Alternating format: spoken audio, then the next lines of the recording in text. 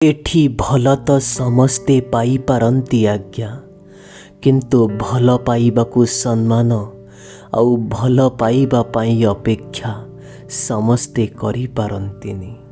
मो जीवनर अनुभव मते एही गोटिए कथा कहूची कि आपण कौनसी भी मनीष उपरे भरोसा करिकी देखंतु, शेषरे सेई मनीष ही आपणंकु शिखेइबो ए दुनिया रे काहा उपरे भी भरोसा करिबा कथा नुह। तुम आखिरु जदि लुह न बाहारे तेबे पियाज भी कटे नाही। ये तो जीवन केमिति कटिजीव बंधु। आपणंकु आपणंक जीवन रे कौ लोक मानंक आगरे मजाक होई रही जीवाकु हुए आपण जानिछंती कि सेई लोक मानंक आगरे जो लोक मानंकु आपण आपणंक खराब परिस्थिति समय रे जीवनर सबु सत कथा कहिथिले। तुमे जदि तुम जीवन रे लोकंकु दुख दौच कष्ट दौच तेबे तुमर भगवानंकु डाकिबार कौनसी भी अधिकार नाही। कुहंती ना नर देहे नारायण। आउ जदि तुमे तुम जीवन रे कौनसी भी गोटिए मनीष को हसई पारिल तेबे गोटिए कथा मने रखिथिबो, तुमको भगवान को डाकिबार भी कौनसी आवश्यकता नाही। कौनसी भी रास्ता केबे भी सीधा होई न थाए। किछि समय परे से रास्ता रे मोड़ निश्चय आसी थाए। ए जीवन मध्य गोटे सड़क सदृश। सबु बेले मनीष जीवन रे दुख न थाए, दुख परे सुख निश्चय आसी थाए। केबे भी कौनसी मनीष उपरे एते भी निर्भर करी बसिबनी कि तुमे मनीष बोली तुमको फील हबनी। बंधु सीए भल पाइबा हो किंबा से गोटे इयरफोन हो, दुईटीर प्रकृति एका प्रकारर। किछि समय परे गोटिए साइड काम करिबा बंद करि दिए। जदि कौनसी मनीष को तुमे बुझी पारिल तेबे ताकु तुमे गोटिए मिनिट रे भी बुझी पारिबो। आउ जदि तुमे कौनसी मनीष को बुझी पारिलनी सारा जीवन कम पड़ी गले भी ताकु तुमे बुझी पारिबनी। तुमे निज जीवन रे कर्म केते भी भल करी चल। जदि तुम पाखरे टंका पैसा नाही, ना तुम पाखरे संपर्क रहिबो, ना लोके तुमको सम्मान करिबे, तो भल हब जीवन रे टंका पैसा कमेई चल। संपर्क भी मिलिबो आउ सम्मान भी मिलिबो। जो संपर्क केवल मनीषर स्वार्थ पाई करा जाई थाए, से संपर्क जेते जल्दी तैयारी होई थाए सेते जल्दी भांगी मध्य जाई थाए। जेतबेले मनीष जीवन रे समय थाए सेतबेले मनीष बुझी पारे नाही। आउ जेतबेले मनीष बुझी पारे सेतबेले समय हातरू चली जाई थाए।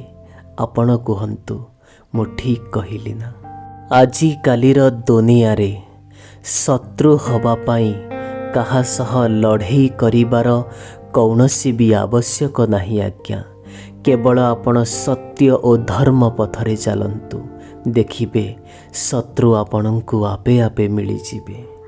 कौनसी भी मनीषर विश्वास जीतिबा पाई बहुत समय लगी जाई थाए, किंतु कौनसी मनीषर विश्वास को भांगिबा पाई गोटे मिनिट भी समय लगे नाही। मो जीवनरु एई शिक्षा मध्य बहुत भल भावरे शिखी जाइछि। सीए केते भी निजर होई थाउ ना काहींकी, सीए प्रथमे निज कथा ही देखिबो। जो मनीष माने आवश्यकता ठारू अधिक चिंता करंती, अधिक भावंती, सेई लोक माने सेमानंक जीवन रे नुआ समस्यार उत्पादन करंती। सेथिपाई भल हब भाविबा चिंता करिबा छाड़ आउ कर्म करिबा शिख। जीवन रे जदि कौनसी मनीष आपणंक उपरे जळुची ତେବେ ତାକୁ ଜଳିବା ପାଇଁ ଦିଅ। ଆଉ ଗୋଟିଏ କଥା ମନେ ରଖିଥିବ, ଜଳୁଥିବା ପ୍ରତିଟି ଜିନିଷ ଦିନେ ନା ଦିନେ ଅଙ୍ଗାର ହୋଇଯାଏ। ସିଏ ମଣିଷ ହେଉ, ବସ୍ତୁ ହେଉ କିମ୍ବା ଗର୍ବ ଓ ଅହଙ୍କାର ହେଉ। ମୋ ଜୀବନର ଅନୁଭବରୁ ମୁଁ ଏକଥା ମଧ୍ୟ ବହୁତ ଭଲ ଭାବରେ ଶିଖିପାରିଛି।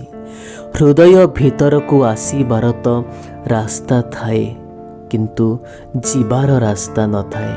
କାଶ ସେଇଥିପାଇଁ ବୋଧେ ଲୋକେ ହୃଦୟ ଭାଙ୍ଗି ଚାଲିଯାଆନ୍ତି। ହସିବା ଅପେକ୍ଷା କାନ୍ଦିବା ବହୁତ ସ୍ପେଶାଲ ହୋଇଥାଏ। କାହିଁକିନା ଯଦି ଆମେ ହସୁ ତାହା ସମସ୍ତଙ୍କ ପାଇଁ ହସିପାରୁ, କିନ୍ତୁ ଆଖିରୁ ଲୁହ କୌଣସି ଗୋଟିଏ ସ୍ୱତନ୍ତ୍ର ମଣିଷ ପାଇଁ ହିଁ ଆସେ। ଯେଉଁ ମଣିଷ ଗର୍ବ ଓ ଅହଙ୍କାରରେ ବୁଡ଼ି ରହିଛି, ସେ ମଣିଷକୁ ନା କେବେ ନିଜର ଭୁଲ ଦେଖାଯିବ, ଆଉ ନା କେବେ ଅନ୍ୟର ଭଲ କର୍ମ ଦେଖାଯିବ। ଗର୍ବ ଅହଙ୍କାରରେ ବୁଡ଼ି ରହୁଥିବା ଲୋକେ ଶୁଣ, ଘମଣ୍ଡ କରୁଥିବା ଲୋକେ ଶୁଣ, ଦିନେ ଏ ଗର୍ବ ଅହଙ୍କାର ଆଉ ଘମଣ୍ଡ ସବୁ କିଛି ଜଳିଯିବ। ଥରେ ଭାବିବ ନିଶ୍ଚୟ। ଆପଣ ବିଶ୍ୱାସ କରନ୍ତୁ କିମ୍ବା ନ କରନ୍ତୁ, କିନ୍ତୁ ଏହି କଥାଟି ସତ ଆଜ୍ଞା। ଯେତେବେଳେ କୌଣସି ମଣିଷ ଜୀବନରେ ନୂଆ ଲୋକ ଆସିଯାଆନ୍ତି, ସେତେବେଳେ ସେ ପୁରୁଣା ଲୋକଙ୍କୁ ଏମିତିରେ ଭୁଲେଇ ଦିଏ। ଆପଣ କୁହନ୍ତୁ, ମୁଁ ସତ କହିଲି ନା ମିଛ କହିଲି? ଏଠି କୌଣସି ବି ମଣିଷ ଆପଣଙ୍କ ସ୍ୱପ୍ନକୁ ପୂରା କରିବା ପାଇଁ ଆସିନି। ଏଠି ପ୍ରତ୍ୟେକ ମଣିଷ ନିଜ ସ୍ୱପ୍ନ ଓ ନିଜ ଭବିଷ୍ୟତ ଗଢ଼ିବାରେ ବ୍ୟସ୍ତ ଅଛନ୍ତି। ଯେଉଁ ମଣିଷର ଆତ୍ମା ଓ ମନ ପବିତ୍ର ନାହିଁ, ସେ ମଣିଷ ମନ୍ଦିରକୁ ଯାଇ ପୂଜା କରିବା ଗୋଟେ ବ୍ୟର୍ଥ ସଙ୍ଗେ ସମାନ। ତୁମେ କର୍ମ କରିବ, ଏହା ତୁମ ଅଧିକାରରେ ଅଛି, କିନ୍ତୁ ତୁମେ କର୍ମର କେଉଁ ଫଳ ପାଇବ, ଏହା ଭଗବାନଙ୍କ ଅଧିକାରରେ ଅଛି। ଯେଉଁ ମଣିଷ ଆପଣଙ୍କୁ ବୁଝିପାରୁନି, ସେ ମଣିଷକୁ ବୁଝେଇବାର କୌଣସି ବି ଆବଶ୍ୟକତା ନାହିଁ। ଭଲ ହେବ କି ଆପଣ ଏକା ରହିଯାଆନ୍ତୁ। କମ୍ ସେ କମ୍ ଦିନେ ନା ଦିନେ ଏକଥା ତ ଆପଣ ନିଶ୍ଚୟ ଭାବିବେ, ଯେଉଁଠି ମୋର ନିଜର କେହି ନାହିଁ, ମୋତେ ବୁଝିବ ବା କିଏ? କେବେ ବି କୌଣସି ମଣିଷ ଆଗରେ ଏତେ ବି ମୁଣ୍ଡ ତଳକୁ ନୁଆଁଇ ଦେବନି କି ସେ ମଣିଷ ଆପଣଙ୍କୁ ତଳ ସ୍ତରର ମଣିଷ ବୋଲି ଭାବିବ। ମଣିଷ ନିଜ ଜୀବନରେ ଏତେ ବି ବିଶ୍ୱାସୀ ହେବାର କୌଣସି ବି ଆବଶ୍ୟକତା ନାହିଁ କି ଲୋକମାନେ ତୁମକୁ ଚାକର ବୋଲି ଭାବିବେ।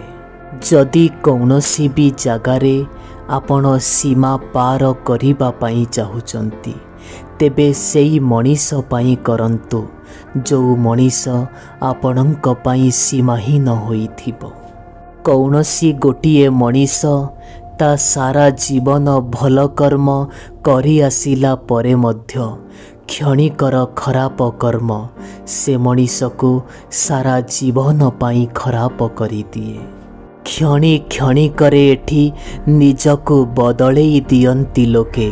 ଟିକିଏ ସମୟ ବଦଳିଗଲେ ନିଜ କଥା ହେବାର ସ୍ଥିତିରେ ବି ପରିବର୍ତ୍ତନ ଆଣନ୍ତି ଲୋକେ। ଯଦି ତୁମେ ହୃଦୟ ଲଗେଇବା ପାଇଁ ଚାହୁଁଛ, ଯଦି ତୁମେ ମନ ଲଗେଇବା ପାଇଁ ଚାହୁଁଛ, ତେବେ ନିଜର ସୁନ୍ଦର ଭବିଷ୍ୟତ ଗଢ଼ିବା ପାଇଁ ଲଗାଅ। କମ୍ ସେ କମ୍ ସେଠି କେବେ ଧୋକା ମିଳିବନି।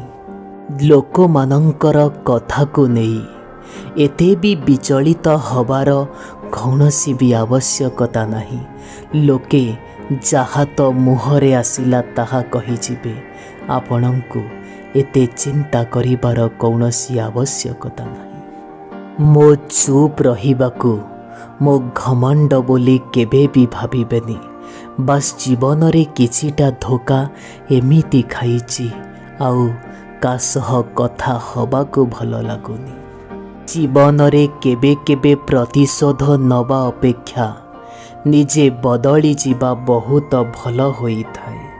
ଖରାପ ତ ଜୀବନରେ ସେତେବେଳେ ଲାଗେ ଯେତେବେଳେ ଆମେ ସାରା ଦୁନିଆକୁ ପଛରେ ଛାଡ଼ି କୌଣସି ଗୋଟେ ଲୋକ ସହ କଥା ହେବା ପାଇଁ ଆଗେଇ ଆସୁ, ଆଉ ଶେଷରେ ସେ ଲୋକ ବି ଆମକୁ ଅଣଦେଖା କରେ।